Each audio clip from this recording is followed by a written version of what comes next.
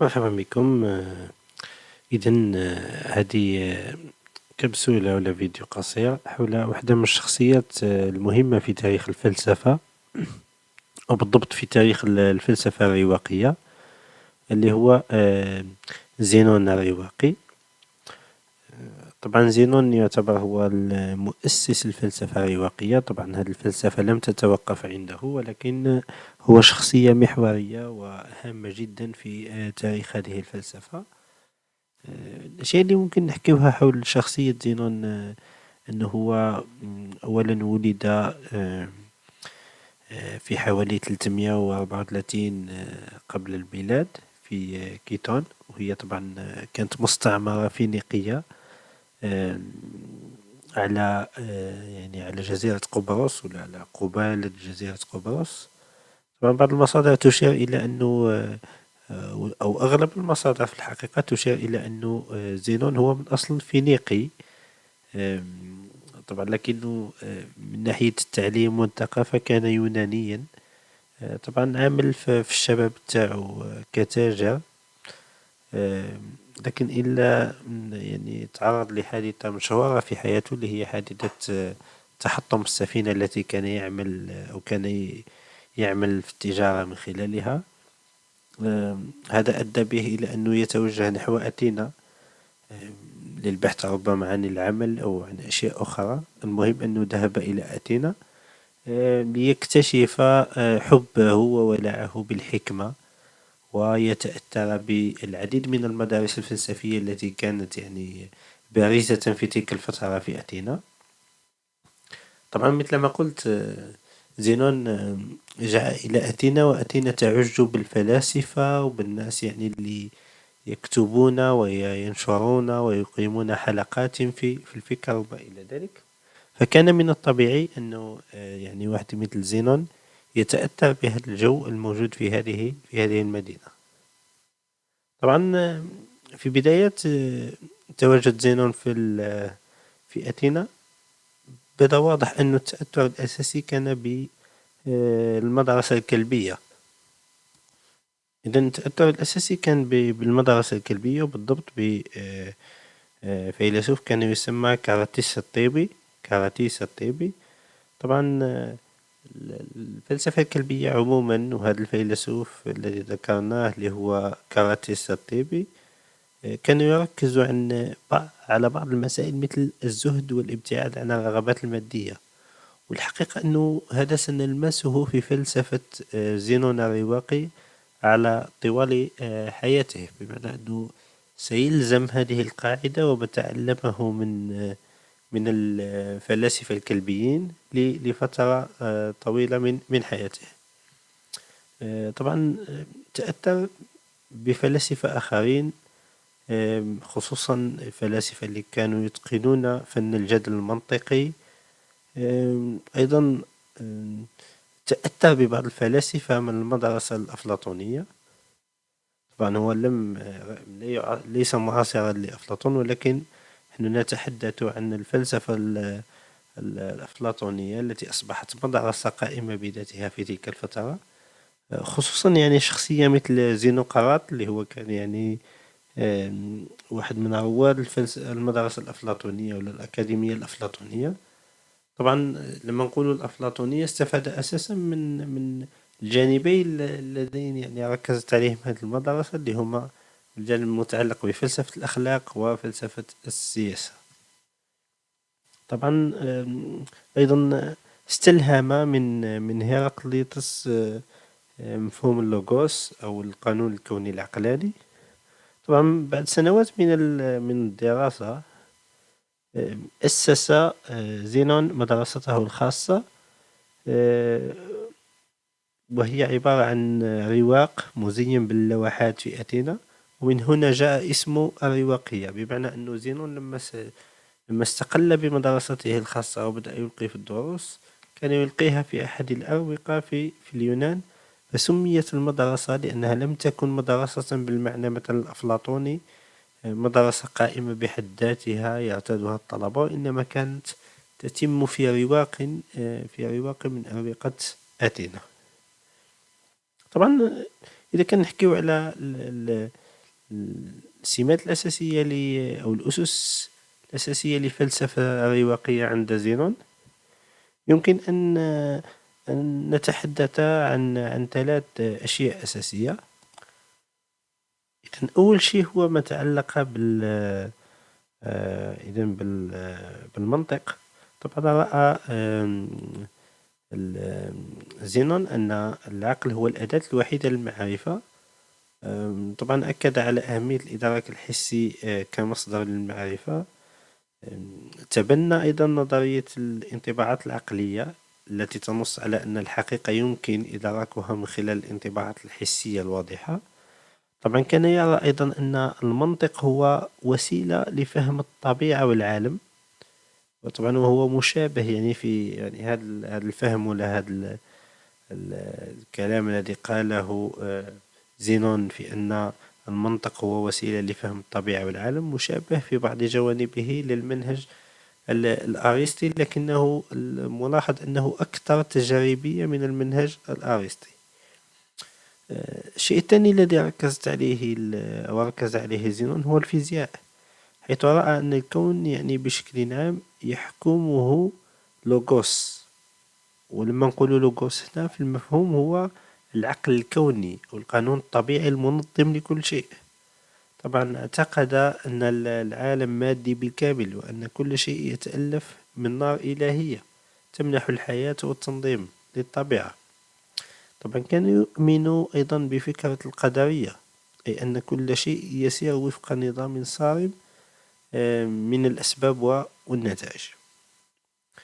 في الجانب الأخلاقي، إذا قلنا عندنا ثلاث أشياء اللي هي المنطق، الفيزياء، ثم الأخلاق. الجانب الأخلاقي طبعا الجانب الأخلاقي هو الأهم في فلسفة أو في الفلسفة الرواقية بشكل عام، لأنه الأخلاق الرواقية يعني مشهورة إلى يومنا هذا. يعني عندما يتحدث فلاسفة أو كتاب وما إلى ذلك يتحدثون عن الأخلاق الرواقية. وشو المقصود بالأخلاق الرواقية؟ طبعا الأخلاق الرواقية هي مجموعة من المفاهيم الأساسية. أول شيء هو أن العيش في هذه الحياة يتم وفق الطبيعة. ما معنى هذه الجملة؟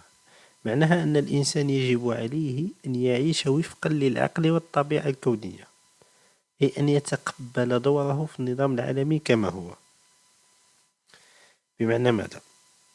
بمعنى أن الإنسان، وبالمناسبة في هذه الجزئية هناك قصة يرويها، لا أتذكر إذا كان زينون أو فيلسوف آخر، ولكنها تروى ضمن سياق المدرسة الرواقية. هو أنه يشبه الإنسان بكلب فتح عينيه على الحياة فوجد نفسه مربوطا بعربة. تخيلوا كلبا مربوطا بعربة، بمجرد أنه جاء إلى الحياة وجد نفسه ككلب مربوط بعربة.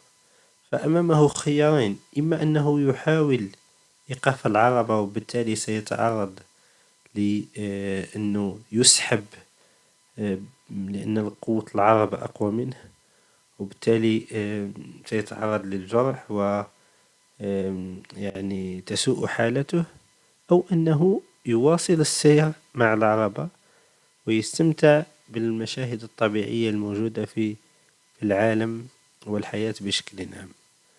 وهذا هو المقصود بالضبط، العيش وفق الطبيعة.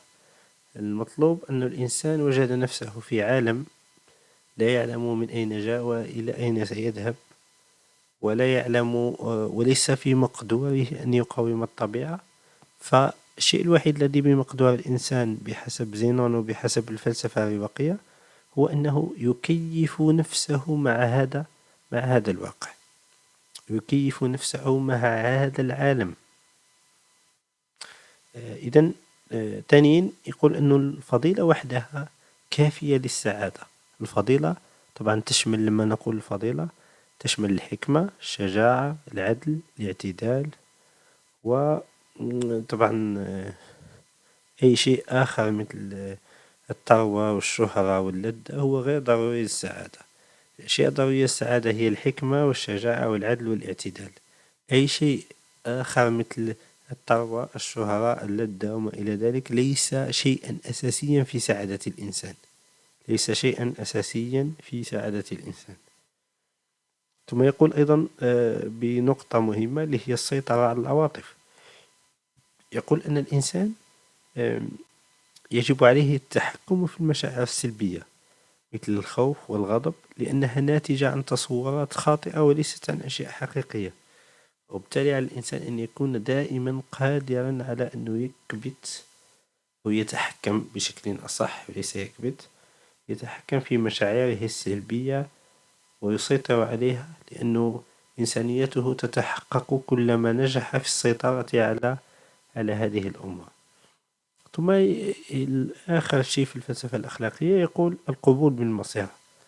المقصود بالقبول بالمصير هنا هو أن على الإنسان أن يتقبل ما يحدث في حياته برضا وهدوء، لأن كل شيء يسير وفق نظام عقلاني. وهذه في الحقيقة مهمة جدا للإنسان، خصوصا لما يتعرض لنكسات في حياته، لما يتعرض لفقدان، لما ألم الفقد وما إلى ذلك يكون نتيجة الموت أو ما إلى ذلك. حقيقة أن الفلسفة الرواقية تقدم شفاء عميقا جدا في هذا الجانب، شفاء عميقا جدا في هذا الجانب. الحقيقة الرواقية التي جاءت بعد زينون ليست هي نفسها رواقية زينون، يعني عرفت الكثير من التغييرات، بداية من كيلياناتيس الذي خلف زينون على رأس المدرسة الرواقية، إلى آخرين يعني جاءوا، خصوصا سينيكا اللي هو الفيلسوف والسياسي الروماني، واللي كان يعني حاكما وفي نفس الوقت كان شهيرا جدا، يعني كواحد من الفلاسفة الأساسيين في هذه الفلسفة، إضافة إلى آخرين مثل ماركوس أوريليوس اللي هو الإمبراطور الروماني وما إلى ذلك. طبعا لديه كتاب تأملات، هو واحد من أعظم الكتب الفلسفية. طبعا الفلسفة الرواقية ممكن نخصص يعني في أوقات لاحقة فيديوهات إضافية لها، ولكن أنا أردت أن أختم ببعض الأقوال، لأنه الحقيقة هذا الفيديو ليس حول الفلسفة الرواقية وإنما حول زينون. فبعض المقولات المنقولة عن زينون مثلا يقول أن الإنسان السعيد هو من يتوافق مع الطبيعة، وهو تعبير عن الفكرة الأساسية في الرواقية. الرواقية فكرتها الأساسية يعني بحسب زينون هو كيف للإنسان أن يحقق السعادة من خلال إحداث نوع من التوافق بين العقل والطبيعة. ثانيا، وحده هذه من المقولات الشائعة لكن الغالبية لا يعلم من صاحب المقولة، يقول أن لدينا أذنان وفم واحد، لهذا يجب أن نستمع أكثر مما نتكلم. وهي طبعا دعوة للتأمل والتفكير العميق قبل الكلام، وهي من المبادئ الأساسية في الفلسفة الرواقية، أن الإنسان دائما يجب أن يكون قادرا على أن يستمع أكثر مما يتحدث. ثم ثالثا، الرفاهية الحقيقية ليست في امتلاك الأشياء بل في عدم الحاجة إليها. طبعا هنا يشير إلى مفهوم أساسي أيضا من مفاهيم الفلسفة الرواقية، هو القدرة على أنك تتخلى عن الأشياء وتقصر الأشياء الأساسية في عناصر محددة وقليلة، وكلما قل ارتباطك بالأشياء كلما زادت يعني قدرتك على أن تعيش الحياة كرواقي، يعني غير مبالي بكل هذه الأمور. أيضا يقول أن كل الأشياء تحدث وفق قانون كوني، وليس هنالك ما يسمى بالحظ.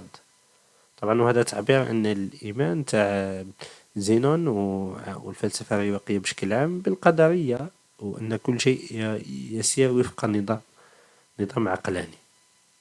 يقول أيضا زينون لا تبحث عن السعادة في الخارج بل في داخلك، وهذا يرجعنا إلى شيء تحدثنا عنه قبل قليل، وهو أهمية التحكم في النفس بدلا من الاعتماد على العوامل الخارجية اللي هي خارج إرادة الإنسان وليست خاضعة لإرادة الإنسان. يقول أيضا أنه الألم هو فرصة للروح لإظهار شجاعتها، وهذا طبعا يعكس واحدة من الأفكار أيضا الأساسية في الرواقية، اللي هي تقبل المعاناة كجزء من الحياة وعدم الاستسلام للمشاعر السلبية. آخر عبارة يمكن أن نقولها في المقولة زينون هو أن الرجل الحكيم لا يحزن من فقدان ما لا يملكه حقا. طبعا وهنا إشارة إلى أن التعلق بالماديات وبالأشياء يعني التي قد يكسبها الإنسان في حياته هو شيء زائف، وأن الإنسان يجب أن يكون دائما مكتفيا بذاته. وأن هذه بعض المقولات التي تلخص المبادئ الجوهرية للرواقية، مثل ضبط النفس، العيش وفق الفضيلة، القبول بالمصير، وعدم التعلق بالأمور المادية. طبعا هذا كان فيديو بسيط، ممكن في فترات لاحقة نعمل فيديوهات أهم وأحسن حول الفلسفة الرواقية. هذا الفيديو أساسا ركزنا على زينون الرواقي وليس على الرواقية ككل، يعني في إطار التعريف ببعض الشخصيات اللي هنحكيو عليها في الفترات القادمة. طبعا شكرا وإلى اللقاء.